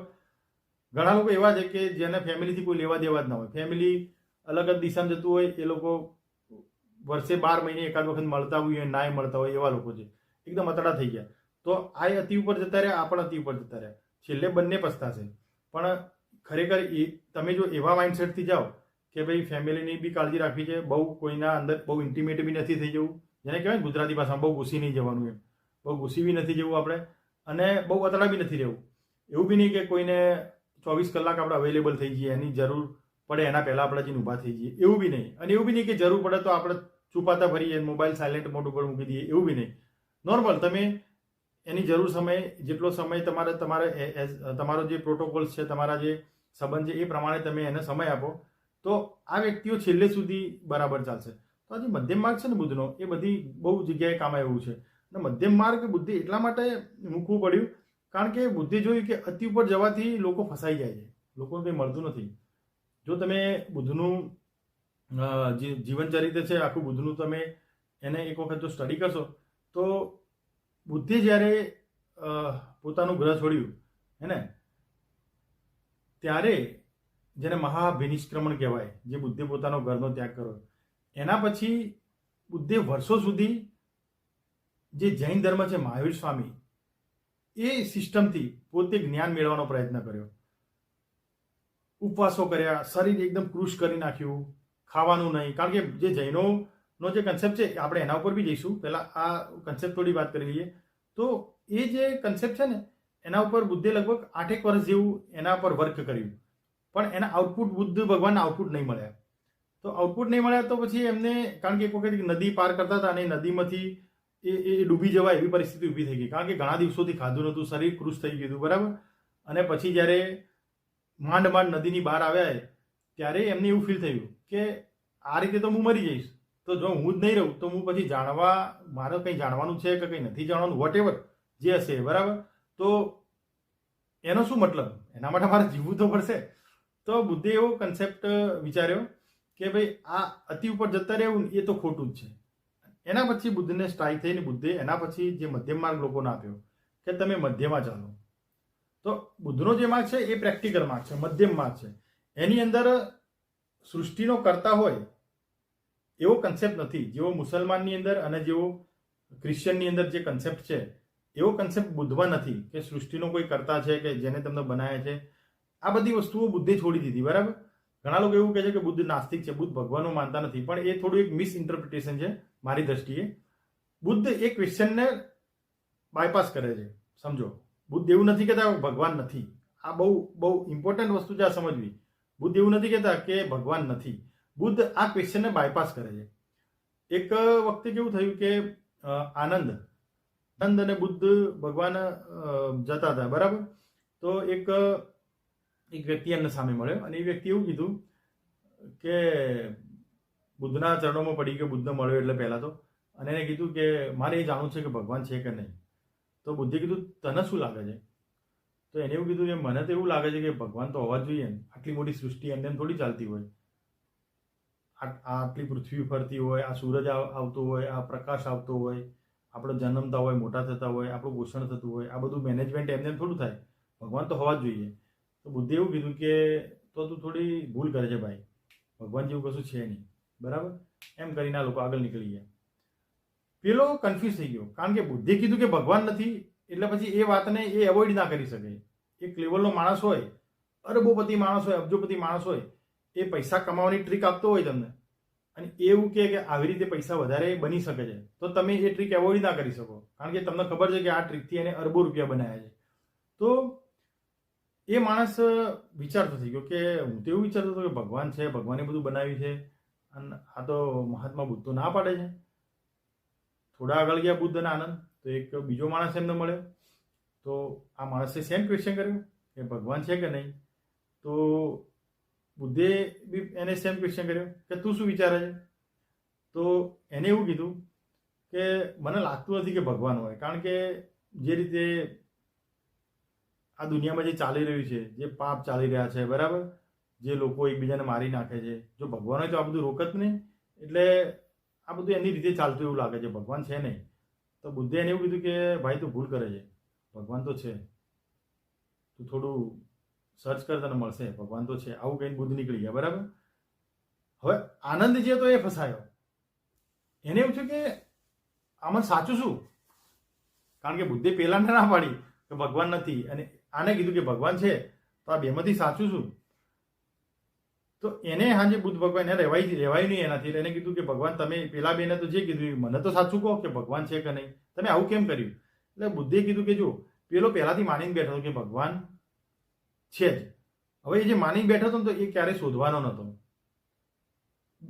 બીજો એવું માનીને બેઠો કે ભગવાન નથી, તો એ બી શોધવાનો નહોતો. તો બંને જે કન્ક્લુઝન ઉપર પહોંચો જ ને છેલ્લે, એ એવા કન્ક્લુઝનો કે જેની અંદર કોઈને અંદરથી ખબર નથી, બસ એમને માની લીધું અને પોતાની ધારણાને સાચી માની લીધી. હું એમને વિચારતા કરી દીધા, મેં બંનેને. મેં એમને વિચારતા કર્યા કે હવે જે બંને લોકો છે ને એ ખરેખર હવે શોધવાનું ચાલુ કરશે કે વાસ્તવમાં ભગવાન છે કે નહીં. મારું કામ એ જ છે કે તમે પોતે શોધતા થાવ. અત્ત દીપો ભવ, તમે પોતાનો દીપક સ્વયં થાવ. આ બુદ્ધનો કન્સેપ્ટ હતો. એટલે જે લોકો કહે ને બુદ્ધ નાસ્તિક હતા, એ વાત હું નથી માનતો. હું એવું માનું છું કે બુદ્ધ છે ને આ ક્વેશ્ચનને બાયપાસ કરી નાખ્યો હતો. બુદ્ધે તમને પોતાને પ્રેક્ટિકલ વેઝ આપેલા છે. એ વેઝ ઉપર ચાલો અને તમે પોતે જાણી લો છે કે નહીં, વોટ એવર, કંઈ જાણવા જેવું બી છે કે નહીં એ બી તમે જાણી લો. જે હોય કશું જ ના હોય, શૂન્ય હોય તોય તમે જાણી લો. અને એવું છે કે બધું રેન્ડમ ચાલે છે તોય તમે જાણી લો. એવું હોય કે કોઈ નિયંતા છે ને કોઈ નિયંત્રણ કરે છે તોય તમે જાણી લો. પણ જે હોય તમે જાણી લો. એ તમે સિસ્ટમથી જાણો ને એનો મતલબ છે. ખાલી જવાબ ખબર પડવાથી મતલબ નથી એનો. તમે સમજો વાતને. કોઈ વિદ્યાર્થી હોય, ગણિતનો કોઈ દાખલો હોય અને એનો જવાબ 5 આવતો હોય, બરાબર, અને એના 10 સ્ટેપ પછી એનો જવાબ 5 આવતો હોય. પરીક્ષામાં એક વિદ્યાર્થી આખા સ્ટેપ કરી અને 5 જવાબ લખી દે, બરાબર. ઓએમઆર શીટ હોય એમાં 4 ઓપ્શન આપ્યા હોય 5 ઉપર એ ટીક કરી દે. એના પાછળ એક બીજો વિદ્યાર્થી બેઠો હોય, એ જોઈ ગયો, એને ખબર છે આરે હોશિયાર છે તો આનો જવાબ સાચો છે, તો એ બી 5 ટીક કરે તો માર્ક્સ તો બંનેને મળી જશે. આને બી 5 જવાબ આપે, આને બી 5 જવાબ આપે, બરાબર. પણ તમને શું લાગે છે કે આ બંનેને ખબર પડી ગઈ કે જવાબ 5 છે, બંને સરખા છે? જવાબ તો બંને સાચા આપે છે, પણ આ પ્રોસેસમાંથી નીકળ્યો છે. એને જવાબ કેવી રીતે આવે ખબર છે. એટલે આને એક્ઝેક્ટલી ખબર છે કે આ 5 જ જવાબ છે, બરાબર. પેલાને કાલ ઉઠીને કોઈ એમ કહે કે ભાઈ આ 5ના બદલે 7 જવાબ હતો, તો આ શું વિચારશે પાછળવાળો કે યાર આગળવાળાએ ખોટો લખી દીધો જવાબ. કારણ કે એને તો ખબર જ નથી કે જવાબ 5 જ છે. એટલે જવાબ મળી જવો એ ગોલ નથી. જવાબ સિસ્ટમથી તમે સમજવો, તમે કેવી રીતે જવાબ લાવ્યો, તમે પોતે લાવ્યો, એ એનો ગોલ છે. એટલે આ કન્સેપ્ટ છે બુદ્ધનો. એટલે બુદ્ધે આજે મધ્યમ માર્ગ આપ્યો છે. અને સેમ મહાવીર સ્વામીનું જો તમે અધ્યયન કરશો તો પણ આ જ કન્સેપ્ટ છે. મહાવીર સ્વામીમાં પણ કન્સેપ્ટ તો આ જ છે કે ભાઈ કોઈ ક્રિએટરનો કન્સેપ્ટ હોય ને આવું બધું નથી મહાવીર સ્વામીની અંદર. મહાવીર સ્વામીમાં બી એવું છે કે તમે તમારો કર્મ કરો. મહાવીર સ્વામીનો જે માર્ગ છે એ બહુ મુશ્કેલ માર્ગ છે. બધાને ખબર છે. તમે જૈન મુનિઓનું તમે જોયેલા હશે કે એ લોકો દીક્ષા લે છે, 28, પછી એમના જે તપ છે, આ બધું ઘણી બધી વસ્તુઓ જે છે ને કે એ સામાન્ય માણસ માટે આ બધું પાલન કરવું મુશ્કેલ છે. જૈનોનું પણ એક વસ્તુ છે કે જૈનોનું જે સાહિત્ય છે ને, મારું જેટલું નોલેજ છે, મારું બહુ નોલેજ નથી, પણ જે બી લિમિટેડ નોલેજ હોય એની વાત કરું છું. મેં જે બી થોડું વાંચેલું છે અલગ અલગ ધર્મોનું, એમાં મને જૈન ધર્મનું સાહિત્ય એકદમ રીચ સાહિત્ય લાગ્યું. એટલું જબરદસ્ત સાહિત્ય લાગ્યું ને કે વાંચતી વખતે એવું ફીલ થતું હોય કે આટલું રીચ આપણે વાંચી રહ્યા છીએ તો આપણને કેટલી ખબર પડે છે. તો જેને બનાવ્યું છે એ કયા લેવલના લોકો હશે. એક બીજો વિડીયો મેં આજ ચેનલની અંદર એક વિડીયો બનાવ્યો છે, જૈન ધર્મના 7 મૌલિક સિદ્ધાંત. અને આ જૈન ધર્મના 7 મૌલિક સિદ્ધાંત છે એ અત્યારે જે આપણી કમ્પ્યુટર સિસ્ટમ છે એના બંનેના વચ્ચે જે કોરિલેશન્સ છે એ તમે એ વિડીયો દેખજો તમે તો તમને મજા આવશે જોવાની કે જૈન ધર્મના 7 મૌલિક સિદ્ધાંત અને અત્યારનું આપણું જે મોડર્ન કમ્પ્યુટર સિસ્ટમ છે એના વચ્ચેનો એક સંબંધ છે. એ શું સંબંધ છે તમે એ વિડીયો જોઈ લેજો. આ ચેનલમાં તમને વિડીયો જોવા મળશે. તો જે જૈન ધર્મનું આપણે મૂળ મુદ્દા ઉપર પાછા આવીએ કે જે જૈન ધર્મનું જે સાહિત્ય છે એ બહુ ઉમદા છે, પણ એ જે માર્ગ છે એ બહુ કઠિન માર્ગ છે. જે બુદ્ધે પણ એ માર્ગનો એક સમય પછી ત્યાગ કરી દીધો. પણ મતલબ શું છે કે જે અવસ્થા છે, જે પહોંચવાની અવસ્થા છે એ કેવી છે કે એ સેમ જેવું મને એવું લાગે છે કે બુદ્ધ જેને નિર્વાણ કહે છે, નિર્વાણ અવસ્થા, હે ને. જૈન જેને કેવલી અવસ્થા કહે છે કે કેવલ્ય પ્રાપ્ત થયું એમ, બરાબર.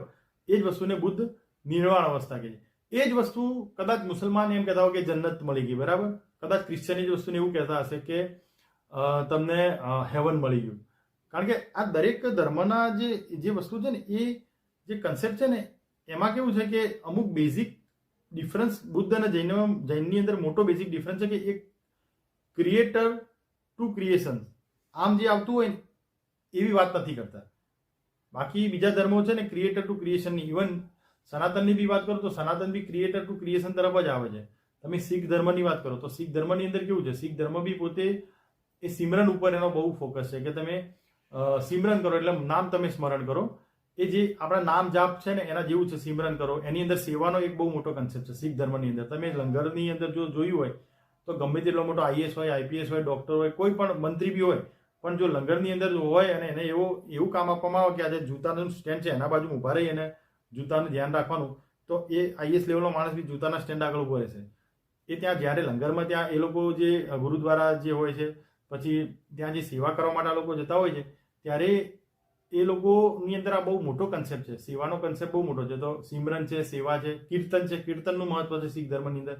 કીર્તન શું છે કે એ લોકો ગીતો ગાય છે. એમનું જે સાહિત્ય છે ને એ ગીતો ટાઈપનું છે. જે જપજી તમે દેખશો, જેમાં જપજી તો શું છે એક્ઝેક્ટલી એમાં કબીર બી છે, એમાં આગળના ઘણા બધા લોકો છે જપજીની અંદર. તો એ એક ટાઈપના સોંગ્સ છે, એક ટાઈપના ગીતો છે જપજી. એ લોકો કહેવાય કે ગુરુ નાનક માટે એવું કહેવાય છે કે ગુરુ નાનક એ જે ભગવાન એમને મળ્યા, બરોબર. આ શબ્દનો બીજો સમાનાર્થી નથી મને કે નિર્વાણ પ્રાપ્ત થયું બુદ્ધિઝમની દ્રષ્ટિએ, કે કૈવલ્ય અવસ્થા પ્રાપ્ત થઈ, કે જન્નત મિલા, કે પછી તમે ગોઈંગ ટુ હેવન, કે ભગવાન મળ્યા તમને, બરાબર. તો એવું કહેવાય છે ગુરુ નાનક માટે કે એમને ગાતા ગાતા ભગવાન મળ્યા હતા. એમને ધ્યાન વ્યાન નહીં કર્યું, સમજો વાતને. ગીતો ગાતા ગાતા એમને ભગવાન મળ્યા હતા, આવું એમના માટે કહેવામાં આવે છે. કારણ કે કર્મનો સિદ્ધાંત બી કેવો છે, જે કૃષ્ણ ભક્તો બી છે, જે કર્મના સિદ્ધાંતમાં પણ બહુ ઘણું બધું વસ્તુ વિચારવા જેવી છે. કે સપોઝ તમે મીરાબાઈ અને નરસિંહ મહેતાની વાત કરશો, તો નરસિંહ મહેતા કોણ હતા? એ કૃષ્ણ ભક્ત જ હતા, બરાબર.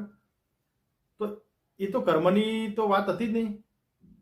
નરસિંહ મહેતા માટે તો કોઈ કર્મની વાત નથી. અચ્છા, હા, કર્મ એટલે એક બીજા પણ કર્મનો એક્ઝેક્ટલી વસ્તુ ડેફિનેશન બી થોડી આપણે આના પછી ડિસ્કશનમાં લઉં. પહેલા નરસિંહ મહેતા વાળો પોઈન્ટ બતાવી દઉં કે ભાઈ નરસિંહ મહેતાએ હુંડી લખી, બરાબર. તો મારી હુંડી સ્વીકારો મહારાજજી સાંભળા ગીરધારી. હવે નરસિંહ મહેતા શું કહે છે કે ભાઈ આ હુંડી ભગવાનના માથે નાખી દીધું એમ. તમે જેમ લાલો પિક્ચર જોયું તો લાલોમાં શું છે, ભગવાન લાલોને શું કહે છે કે દિવાલ તોડવી તો તારે જ પડશે. પણ લાલો એમ કે ભાઈ મારે નહીં તોડવી, તારે તોડવી તોડ, નગદ કોઈ નહીં, તારે જ તોડવી પડશે ભાઈ, હું તો તારા ઉપર છોડી દીધી વાત. તો તમને શું લાગે છે કે લાલો પિક્ચરમાં ભગવાન દિવાલ તોડત? જે તમે લાલો પિક્ચર જોઈને આવ્યા એ લોકો મને જવાબ આપો. શું કૃષ્ણ ભગવાને દિવાલ તોડી હોત?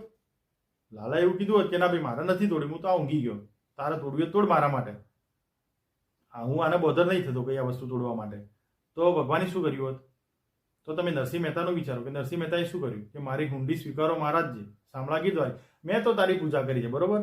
હવે એ મેં હુંડી લખી, આગળ તારે હુંડી સ્વીકારવા આવી હોય, તારા પૈસાનું એરેન્જમેન્ટ કરવું હોય તો કર, ના કરવું હોય ના કર, જે કરવું હોય કર, મારે કોઈ લેવા દેવા નહીં આ વસ્તુની અંદર. તમે જુઓ, તો એ કૃષ્ણ ભગવાને એની હુંડી સ્વીકારી હતી. કૃષ્ણ ભગવાને નરસિંહ મહેતાના બધા લગભગ એવા જ કામ કર્યા છે કે જેમાં નરસિંહ મહેતાએ કર્મ જીરો કર્યું છે. તમે નરસિંહ મહેતાનો એક વખત સ્ટડી કરજો તો કર્મના સિદ્ધાંતથી તમે આગા પાછા થઈ જશો કે આ તો કર્મ કરતો જ નથી આ માણસ, આ તો ના પાડી દે છે કે ભાઈ તારે જ કરવાનું છે બધું, મારે કરવાનું જ નહીં. તમે મીરાબાઈનું સ્ટડી કરો તો મીરાબાઈ શું કર્યું છે? મીરાબાઈએ ઝેરનો પ્યાલો લીધો તો એને પી લીધો કે ભાઈ ભગવાન ઉપર, ભાઈ તારા જો આના ઝેરથી મારે મરવાની છે તો મરી જઈશ, જીવવાની છે તો જીવીશ. યા તો પછી એને કોન્ફિડન્સ છે કે હું મરીશ નહીં, આ ઝેરનું પણ અમૃત થશે. કોણ કરશે? ભગવાન કરશે. તો મારે કંઈ કર્મ નહીં કરવું, એ એના ઉપર છોડી દીધું. તો મીરાબાઈ અને નરસિંહ મહેતાનું જો તમે કેરેક્ટર પકડશો તો તમને આ જ વસ્તુ દેખવા મળશે કે ત્યાં કર્મનો સિદ્ધાંત આખો હલી જાય છે તમારો. ત્યાં એ લોકો કર્મની ના પાડી દે છે. એ લોકો એવું જ કહે છે કે ભાઈ કર્મ તો અમારે કરવાના જ નહીં, જે કર્મ અમારા માટે બી જે કર્મ કરવાના છે ને એ કૃષ્ણ જ કરવાના છે, કાળિયા જ કરવાના છે, અમારે કોઈ લેવા દેવા નહીં એ વસ્તુમાં.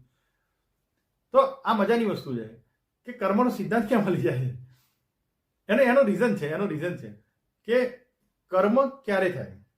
કર્મ દેટ મીન્સ કે કર્મ ક્યારે થાય? જ્યારે કોઈ કરતા હોય તો કર્મ થાય. દાખલા તરીકે હું એક ગીત ગાઉં છું, બરાબર. તો હું જે ગીત ગાવાની ક્રિયા હોય એ ગાવાની ક્રિયા એને ક્રિયાપદ કહેવાય. જે ગીત છે એ કર્મ છે, બરાબર. હું પોતે કરતા છું, બરાબર. હું અત્યારે સપોઝ વિડીયો બનાવી રહ્યો છું તો જે બનાવવાની ક્રિયા જે ચાલુ રહી છે એ ક્રિયાપદ છે, પણ બનાવવાનું કામ કોણ કરે છે? હું કરી રહ્યો છું, તો હું કરતા છું. તો જ્યાં સુધી કરતા છે ત્યાં સુધી એને કર્મ કરવું જ પડશે. તમે આ કન્સેપ્ટ સમજવાની કોશિશ કરજો. કરતા હશે તો એને કર્મ કરવું જ પડશે. પણ નરસિંહ મહેતા અને મીરાબાઈ શું કહે છે કે અમે કરતા છીએ જ નહીં. તમે સમજો આજના કર્મ કરવા માટે શું જોઈએ? કરતા જોઈએ, અને કરતાને કર્મ કરવું પડશે. તો કર્મનો સિદ્ધાંત નરસિંહ મહેતાના કેસમાં બી બગડતો નથી જો તમે થોડા વધારે ઊંડા ઉતરશો તો. કર્મ તો કરવું જ પડે છે, પણ કોને કર્યું? કરતાય કર્યું. અને કરતા કોણ છે? કૃષ્ણ છે. નરસિંહ મહેતા એવું કીધું કે હું કરતા છું જ નહીં ભાઈ, કારણ કે હું જે પણ છું ને તું જ છું, હું તારો જ એક ભાગ છું. તું મારામાં સમાયેલો છે, હું તારામાં સમાયેલો છું, હું તારા અંદર એક ભાગ છું, બરાબર. હું પોતે મારું સ્વતંત્ર અસ્તિત્વ છે જ નહીં. સમજી લો વાતને. એને પોતાનો સ્વતંત્ર જે કહેવાય ને કે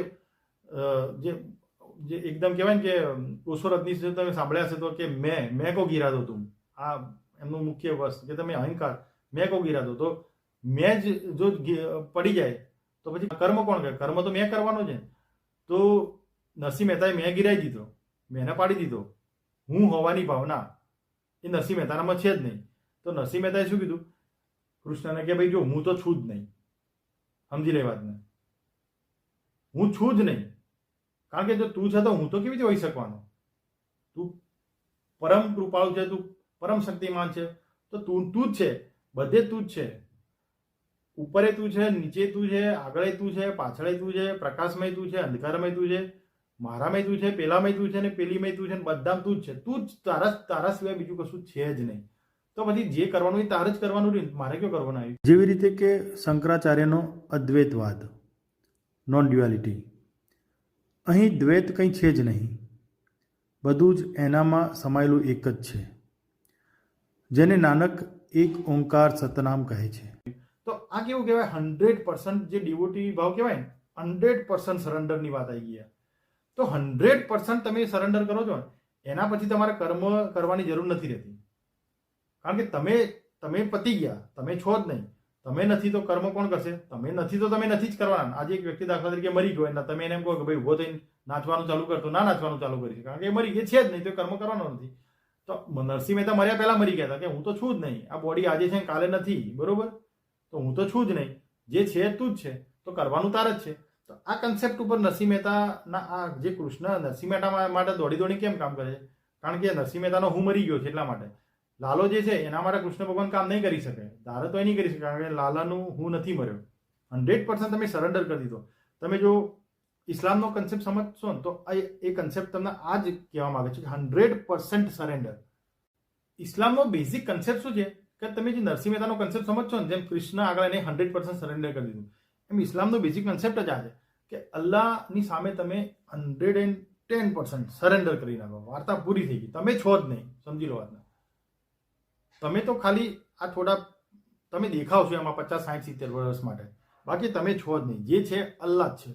તો પછી એ કન્સેપ્ટ સાચો છે એ દ્રષ્ટિ વિચારવા જઈએ તો ઇસ્લામમાં જે એક્ઝેક્ટ, અને આ એકદમ સરળ વસ્તુ છે. જો ભક્તિનો માર્ગ એકદમ સરળ છે કે એમાં તમારે બહુ મગજ નહીં મારવું પડતું. ગાડો માણસ બી ભક્તિ માર્ગ ઉપર ચાલી શકે છે. આ બહુ સરળ વસ્તુ છે. એટલે તમે જુઓ કે ઇસ્લામે જે સૌથી સરળ કન્સેપ્ટ કહેવાય ને એ ઇસ્લામ જોડે છે, એ ક્રિશ્ચિયાનિટી જોડે છે. આ વસ્તુ તમે થોડી સમજવાની કોશિશ કરો. એ લોકોનો કન્સેપ્ટ બહુ સરળ છે કે અલ્લાહ છે, અલ્લાહ સિવાય બધું કે બીજું કશું છે જ નહીં. વાર્તા પૂરી થઈ ગઈ. પાવરફુલ અલ્લાહ, એ કરે સાચું, જે કરવાનું એને જ કરવાનું છે. જેમ નરસિંહ મહેતા કૃષ્ણ માટે વિચારતા હતા એમ. કારણ કે એ ભક્તિ માર્ગ છે ને એ એકદમ સરળ માર્ગ છે.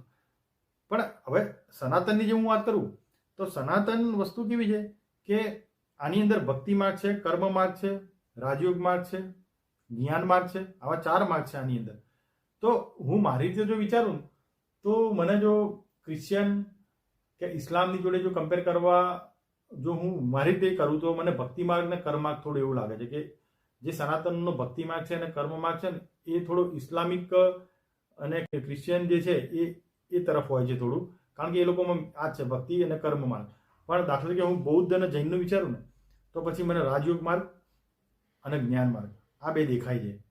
કેવું છે કે તમે ધ્યાન કરો છો, બરાબર, તો તમે પોતાની ચેતનાને ઉર્ધ્વગમન કરવાની કોશિશ કરો છો, તમે કુંડલીની જાગૃત કરવાની કોશિશ કરો છો.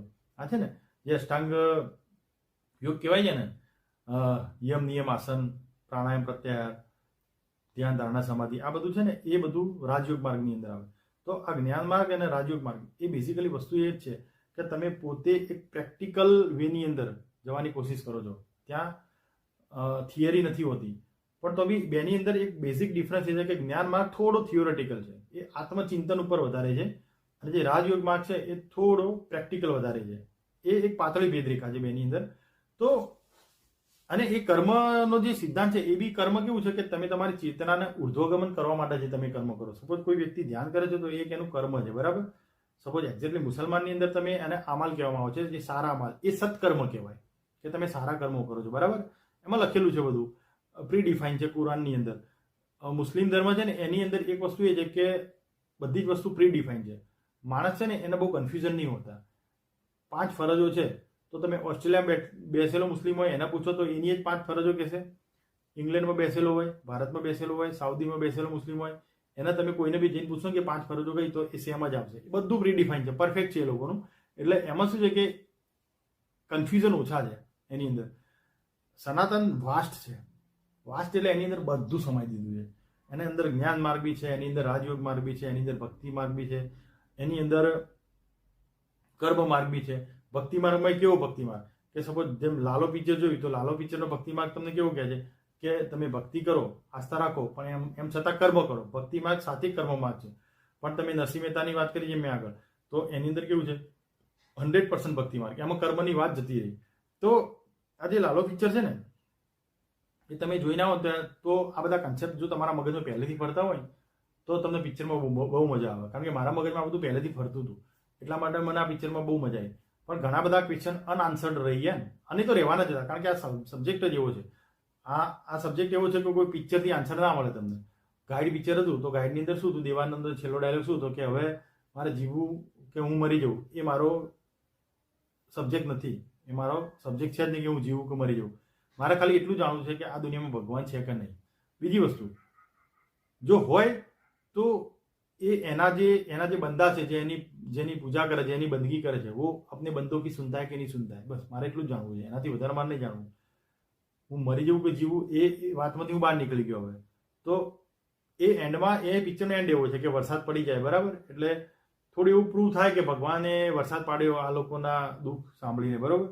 પણ એ વસ્તુ કેવી છે કે a rare of the rare possibility છે. કેટલાય લોકો દુઃખકાળમાં મરી ગયા, આપણે હે ને 56 કાળ આપણે બધા જાણીએ છીએ. કેટલાય નરસંહારમાં લોકો મરી ગયા. દરેક વખતે કંઈ એવું હોતું નથી કે ભગવાન જઈને બચાવી લેતા હોય છે, બરાબર. ભગવાન હોય તો ખાલી એકલા માણસ માટે થોડા હોય, પશુ પક્ષી બી ભગવાને બનાવે છે. તો જંગલની અંદર એક હરણ બિચારું શાંતિથી જીવતું હોય, પેલા 4-5 સિંહ આવીને એના ચારે બાજુથી વળગી પડે અને એ અત્યંત પીડાથી એ હરણ મરી જાય.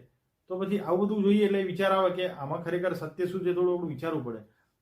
તો એ ગાઈડ પિક્ચરનો કન્સેપ્ટ અલગ હતો. હવે અહીંયા કેવું લાલોની અંદર કે ભાઈ આમાં તો બતાવી દીધું કે ભગવાન છે, પણ આ તો કેટલી rare of the rare possibility થઈ ગઈ કે ભગવાન છે. તમે વિચાર કરો કે પહેલાં તો ભગવાન તમને મળે, બરોબર.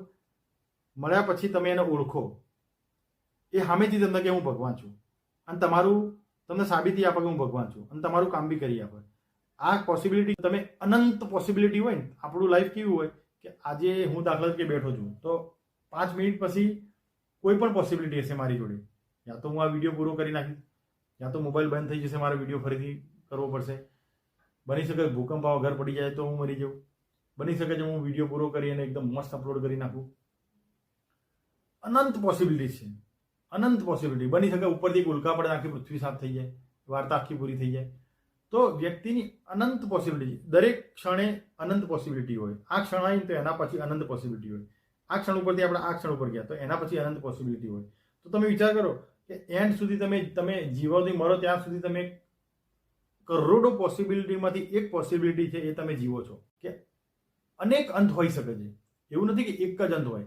અનેક એટલે કરોડો અબજો અંત હોઈ શકે છે. તમારા પોતાના, મારા પોતાના અબજો અંત હોઈ શકે છે. એમાંથી કયો અંત હશે એ સ્ટેપ બાય સ્ટેપ જેમ જેમ ઘટનાઓ બનતી જાય એમ ક્લિયર થતું જાય, બરાબર. તો આવી અનંત પોસિબિલિટી જે એકદમ રેર પોસિબિલિટી કહેવાય, જે 0.0000001%થી બી કદાચ ઓછી કહેવાય, એ પોસિબિલિટી આ છે કે ભગવાન તમને મળે, ભગવાન તમને કહે કે હું ભગવાન છું, ભગવાન તમને સાબિતી આપે એની. અને આ વસ્તુ લાલા જોડે થઈ, બરોબર. તો કેમ લાલા જોડે થઈ, આ બી એક પ્રશ્ન છે. મને બી ભગવાન મળી જાય, જો મને સાબિતી આપી દે કે હું ભગવાન છું, બરોબર, તો પછી મારા લાઈફમાં કંઈ કરવાનું રહેતું જ નથી. એ કેમ કરી રાખું, મારે ક્યાં મગજ વાપરવાનું. કહેવાય કે ભાઈ કૃષ્ણ મળે તો અર્જુન બનવા તો ઘણા બધા લોકો અહીંયા તૈયાર છે, પણ કૃષ્ણ મળવો તો જોઈએ પહેલા. તો કૃષ્ણ આને તો મળી જાય છે, તો આ તો એકદમ. અને આને કેમ મળે છે, એના પાસે યોગ્યતા શું હતી, પાત્રતા શું હતી. એના પાત્રતાના બધા આપણા જે સમીકરણો છે કે જે વધારે ધાર્મિક હોય, જે સારું કામ કરતો હોય, જે ખોટું ના કરતો હોય, બરાબર, એવા ઘણા બધા. તો તમે સામાજિક દ્રષ્ટિએ જુઓ તો લાલો શું સારું કામ કરતો હતો. લાલો બીડીઓ પીતો હતો, લાલો દારૂ પીતો હતો, બરોબર. લાલો કોકની છોકરીને ભગાડીને લાવ્યો હતો લગ્ન કરવા, એને લગ્ન કર્યા, બરોબર. લાલો એની છોકરીને માવો લેવા મોકલતો હતો. તો અને લાલો આવ્યો તો પાછો ચોરી કરવા માટે. તો આ તો બધી જ વસ્તુ એવી થઈ ગઈ કે આ બધી વસ્તુ ઉપર તો ભગવાને કેમ લાલાની જ પસંદગી કરી, આ બી એક મોટો પ્રશ્ન છે. એક વસ્તુથી લાલામાં કે લાલો નિખાલસ હતો, 100% નિખાલસ હતો. તો કદાચ એવું બી હોઈ શકે છે, આ પિક્ચર જે રીતે બનાવી એના આધારે વાત કરું છું, એનો કન્સેપ્ટ એના આધારે હું કહું છું કે કદાચ એવું હોઈ શકે કે ભગવાન નિખાલસ માણસ જોડે જતા હશે, જે લાલો, કારણ કે જે બચપણ મેં ભોગ ધરાય ને એવું તો 90% હિન્દુઓ ધરાવતા હોય છે, બધા બચપણ ભોગ ધરાવતા જ હોય છે મંદિરમાં જઈને, તો બધાને કંઈ ભગવાન આવીને કહેતા નહીં કે ભાઈ હું ભગવાન છું, ચાલ હું તારું આ કામ કરી આપું, તું અહીંયા ફસાવે છે હું તને નીકાળી આપું, તું આટલું કરી નાખ તો તું નીકળી જઈશ, આવું બધું કંઈ હોતું નથી. આ બધી વસ્તુઓ સમજ્યા વાત ને? તો લાલાને ભગવાન મળ્યા બરોબર, તો એના પાછળ એક જ વસ્તુ છે કે લાલો નિખાલસ હતો, કારણ કે એને મળ્યા પાછું જાદુ શું કહેવાય કે ભગવાન એને કીધું, એ ઓળખી થોડો શક્યો હતો. એમ તો ભગવાન એના જોડે આખો દિવસ ફર્યા હતા રિક્ષામાં, આખું સિટી એને બતાવ્યું, ભગવાન એને રિક્ષા ચલાવી, તો એને થોડી ખબર પડી હતી કે આ ભગવાન છે. તો આ વસ્તુ જે છે લોકો એકદમ અભિભૂત થઈ જાય છે, પણ આ વસ્તુ આની પોસિબિલિટીઝ મેં આટલા બધા કન્સેપ્ટ તમને એટલા માટે આપ્યા કે ખરેખર આવી પોસિબિલિટીઝ ઊભી થાય કોઈના જીવનની અંદર, ભગવાન મળી જાય, ભગવાન એને કહી દે કે હું ભગવાન છું, ભગવાન એને સાબિત કરીને બતાવી દે. એને બહાર લઈ ગયા હતા ને 2 મિનિટ માટે ઘરની બહાર, એટલે એને ખબર પડી કે આ માણસ સાચું બોલે છે, અને પછી એની હેલ્પ બી કરે. એટલે આ જે કન્સેપ્ટ છે ને એ થોડો કેવો છે, પિક્ચર માટે મજા આવે એવો કન્સેપ્ટ છે, આ જોવાની મજા આવે. અને આનાથી એક સારું એ થાય કે લોકો કંઈ સારું શીખીને બહાર નીકળે. એટલીસ્ટ લાલો પિક્ચર જોઈને જે લોકો બહાર નીકળ્યા હશે એ કંઈ ખોટું તો નહીં કરે, જે કરશે સારું કરશે, એ વસ્તુ છે. પણ આનું આને જો પકડવાની કોશિશ કરો ને આ કન્સેપ્ટમાં, તો આ કન્સેપ્ટ ખૂબ વાસ્ટ છે, ખૂબ એટલે ભયંકર વાસ્ટ છે. જે મેં અલગ અલગ ધર્મોની જે તમને વાત કરી, એકચ્યુઅલી હું દરેક ધર્મનું જે છે ને એ મટીરિયલ વાંચતો છું, અને હું દરેક ધર્મનું સન્માન કરું છું. દરેક ધર્મ જ્યારે હું વાંચતો હોય ત્યારે મને એવું લાગે છે, સપોઝ હું જ્યારે ઇસ્લામનું કોઈ પણ સાહિત્ય વાંચતો હોય ને ત્યારે હું ખરેખર એમાંથી એ પકડવાની કોશિશ કરતો હોઉં છું, ખરેખર આની અંદર શું મહાનતા છે આ વસ્તુ. કારણ કે જ્યારે ત્યારે જે પણ ધર્મની સ્થાપના થઈ છે ને એ કંઈ નાની સૂની વાત નથી. ભલે લોકોને કોઈ એક ધર્મના માણસને બીજા ધર્મનો માણસ ના ગમતો હોય, અંદર બધા લડાતા હોય, બધા દેશો વચ્ચે લડાઈ હોય, બધા પ્રાંત વચ્ચે ધર્મ ભાષાને લઈને લડાઈ હોય, બધા એ વસ્તુ અલગ છે.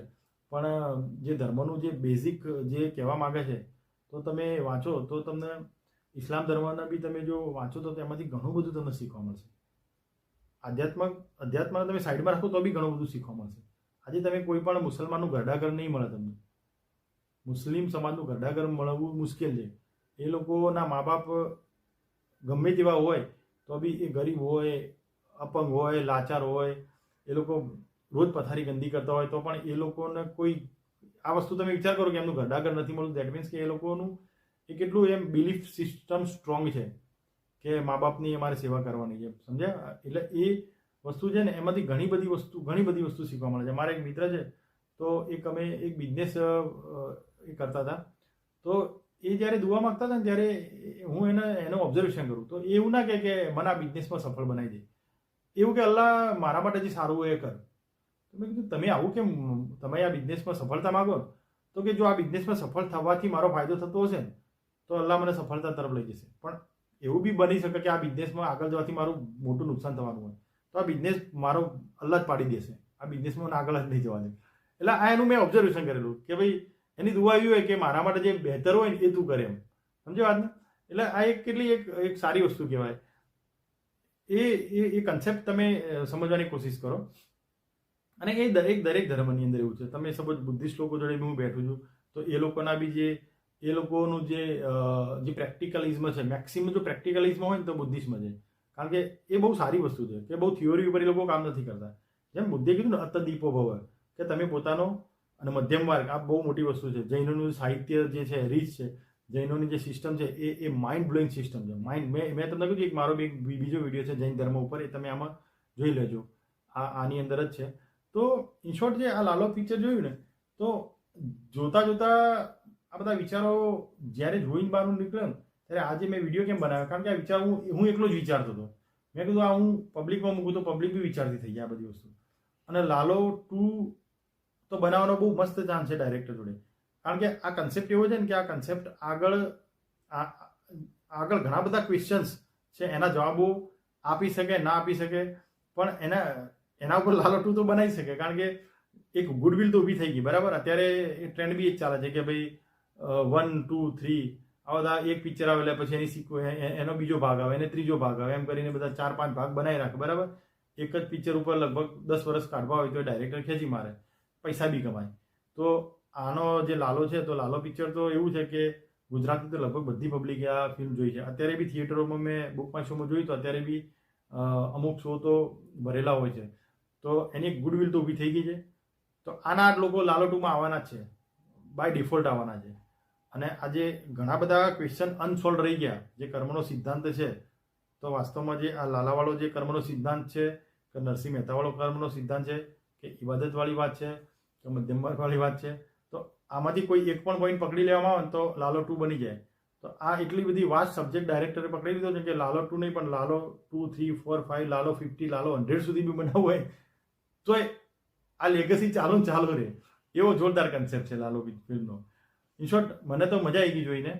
અને આ બધા વિચારો લાલો ફિલ્મ જોઈને જ્યારે હું બહાર નીકળ્યો ને ત્યારે અડધો 1 કલાક સુધી આ જ બધું વિચારતો હતો, જે મેં અત્યારે વિડીયોમાં વાત કરી. બરાબર. તો આ ફિલ્મ બહુ સરસ ફિલ્મ હતી, એ તો મેં અગાઉ કહી ચૂક્યો. આનો મેસેજ બી ઉમદા હતો.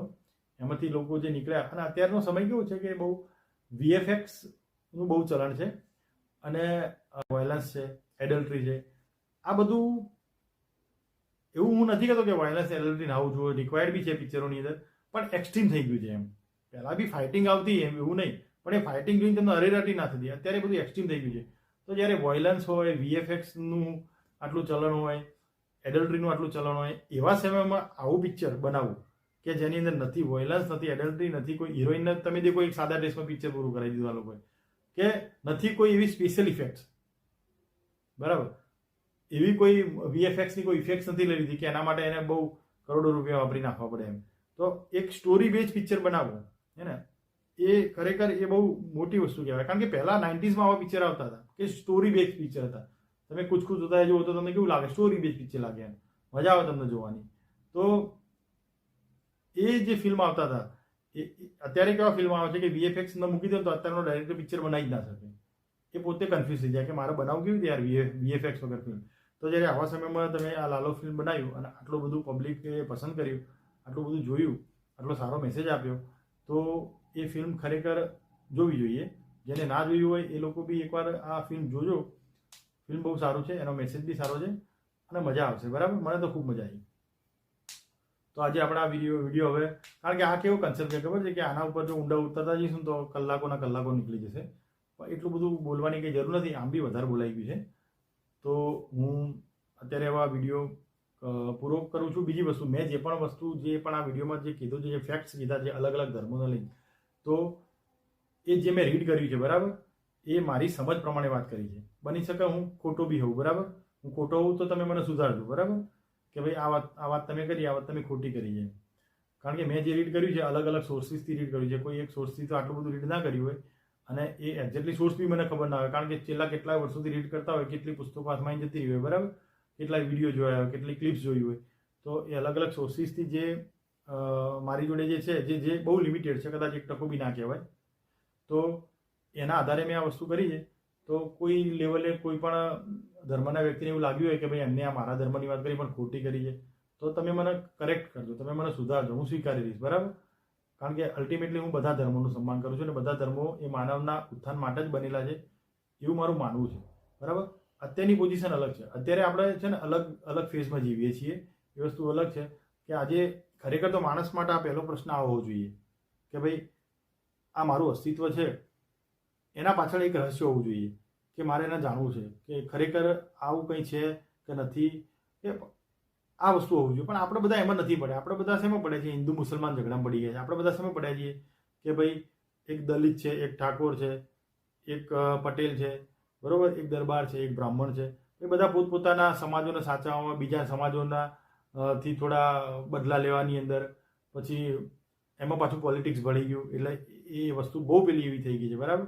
તો અત્યારે આ બધી વસ્તુમાંથી, અને હું તો બહુ સ્ટ્રોંગ બિલીવ કરું છું, જ્યાં સુધી તમે આ બધી વસ્તુ પડ્યા રહેશો ને, અને બેઝિકલી સનાતન જે છે એમાં તો મને બહુ સ્પષ્ટ, હું 100% આ વસ્તુને બિલીવ કરું છું કે જ્યાં સુધી તમે આ બધા વાડાઓની અંદર પડ્યા રહેશો ને, ત્યાં સુધી જે મેન ફોકસ કરવાનું છે ત્યાં તમે જઈ જ નહીં શકો. કારણ કે તમારી એનર્જી બધી અહીંયા વપરાઈ જવાની. સમજ્યા વાતને?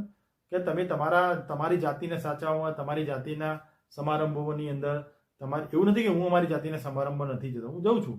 કારણ કે જેમ કીધું ને, મધ્યમ ભાગની વાત મેં કરી કે બહુ એક્સ્ટ્રીમ નહીં જતું રહેવાનું, પણ એ કલેક્ટિવલી જો કોઈ એવો ડિસિઝન લેવામાં આવે હવે કોણ લેશે એ બી મને નથી ખબર, પણ જો કોઈ કલેક્ટિવલી એવું કોઈ એક એવું અન્ડરસ્ટેન્ડિંગ ઊભું થાય કે આ બધું થોડું સાઈડમાં મૂકી દઈએ, બરાબર, એક પ્રયોગ તો કરીએ, 5 વર્ષ માટે સાઈડમાં મૂકી દઈએ, તો તમારું મેન ફોકસ આના ઉપર જશે, જ્ઞાન માર્ગ ઉપર જશે, રાજયોગ માર્ગ ઉપર જશે.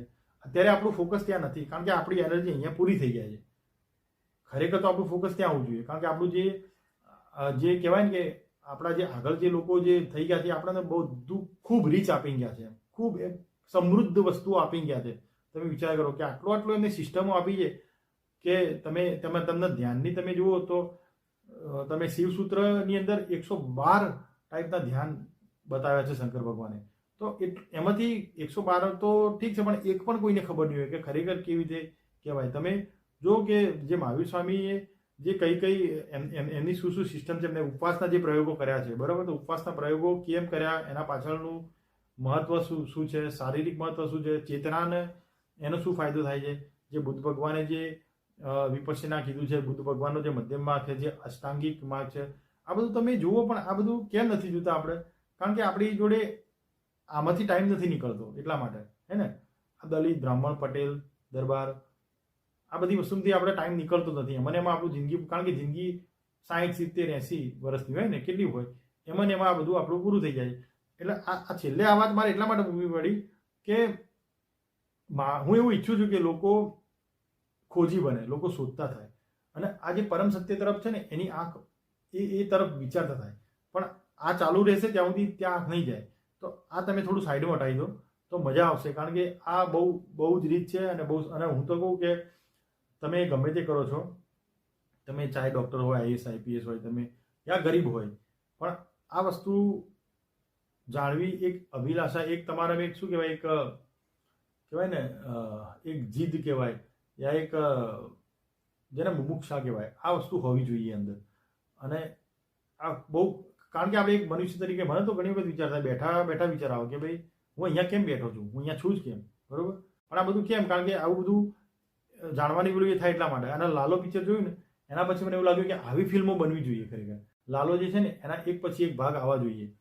જેટલા ભાગ આવશે બહુ સારી રીતે. અને એ જે કામ કર્યું ને, એ જ મોટું કામ કર્યું છે. તો હવે આપણે આ વિડીયોને અહીંયા વિરામ આપીશું. જે પણ વસ્તુ હોય તો કમેન્ટ બોક્સમાં લખજો. તમે લોકો કોઈ વસ્તુ ખોટી હોય તો બી લખજો, બરાબર, કે ભાઈ આ જગ્યાએ તમે ખોટા છો, તો I will correct my self. Okay, thank you very much.